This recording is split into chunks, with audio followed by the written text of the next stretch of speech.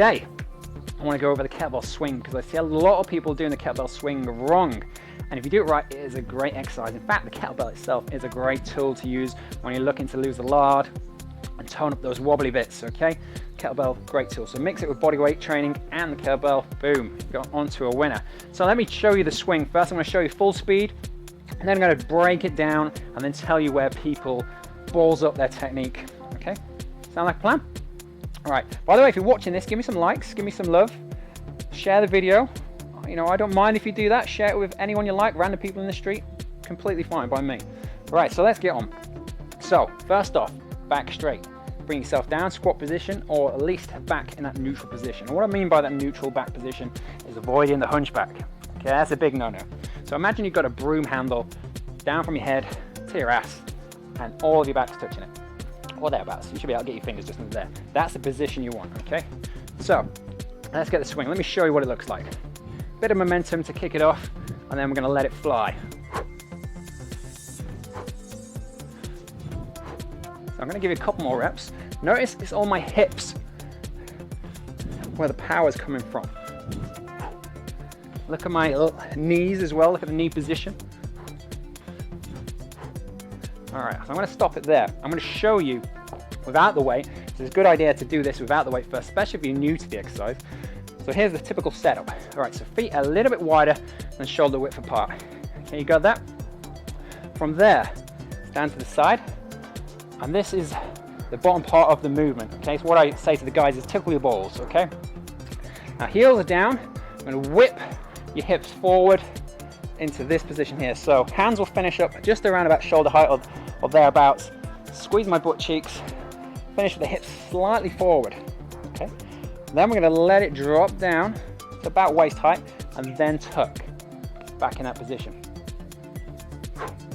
Drop, drop, drop, back down.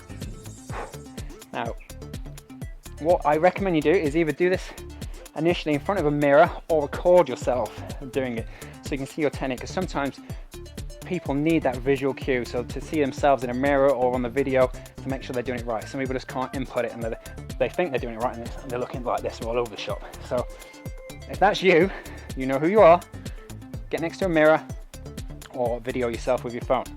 All right, next, let's show you again, and I'll show you where people cock it up, okay? So here,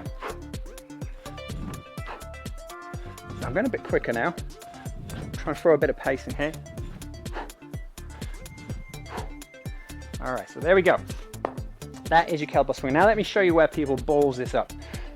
Number one, rounded back. So I already mentioned this. So they're doing this. Heads down here, the back's all over the shop. So that's a big no-no. What you want to do is make sure your chest stays proud. Imagine you had some writing on the front, and you should be able to read that writing. So if someone stood in front of you, they should be able to read that writing. So head stays up. What I often see is as soon as someone's head drops down, it could be on squats or any other exercise as well. As soon as the chin drops down, head drops down, the back goes as well. So that's the first mistake. Make sure you keep that neutral back position. So we're here like so, okay? Now the next error that I often see is people squatting while doing this. It's not a squat movement. You're actually trying to work your hamstrings, your butt, and your lower back. Okay, no squat. So your thighs, front of the thighs should not feel anything. Okay, and this is what I see people doing. All right, so they swing it up, they go right down into a squat, and it's not about the squat. So position-wise, think of your hips, bend from the hips, and the knees will bend automatically. I'm not trying to keep your legs stiff like this, but just a slight bend in them. And we rocket those hips forward and finish in this position that I mentioned, so hips slightly further forward. And that brings me on to the next step, people finishing here.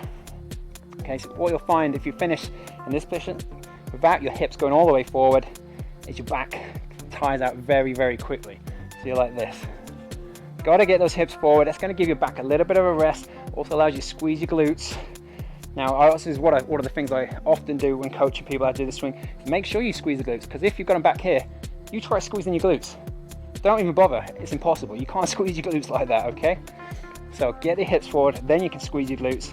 Let the weight drop to waist height, tuck, tickle the balls.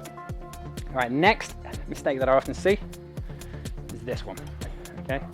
People using their arms to do all the lifting. So you often see kettlebell hanging like this. So it should, the ball of the bell should be at the farthest away from you at the top.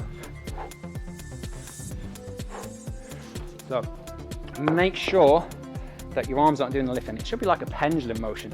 So let it come down nice and quick, boom, with the hips straight back up, let it drop down, bang, straight back up. There's one other thing, some people go overhead, and if you're starting out, I don't recommend you go all the way overhead. It's just not a good idea for your shoulders. And as I say, if you're a newbie to this exercise, you might overextend your back too much, okay? So a little bit of extension there is fine, but not over here like this. That's a big no-no, okay? And finally, I'd say a lot of people use a weight that is too low, okay? You need a little bit of weight to get that momentum going so you can actually crank those hips forward. If it's too light, it's not going to feel like you're doing anything. The technique's never going to improve. So get a decent weight. For women, I recommend starting with an 8. For guys, a 12. And then it's a bit of trial and error. See how it feels, okay? Well, that's it. That's your kettlebell swing. If you have any questions, if you're not sure on that technique, or you want me to check it out, even better, send me a video of you doing it, and I'll have a look at your technique. I don't mind that at all. But that's it. Great tool, and it's something that you can do at home. It's something like 30 seconds of work, 30 seconds rest for several rounds, 8 rounds, something like that. Make sure you warm up first. 8 rounds, 30-30, boom, good workout there. Because as I say, the kettlebell swing is pretty much the daddy of the kettlebell exercises, and if you can do that right, then you're going to be able to do lots of other things like cleans, snatches, and different progressions that are really cool and fun. So there you go. I will see you next time. But if you have any questions, or if you like this video, please hit the thumbs up, share, and I will see you next time. Bye bye for now.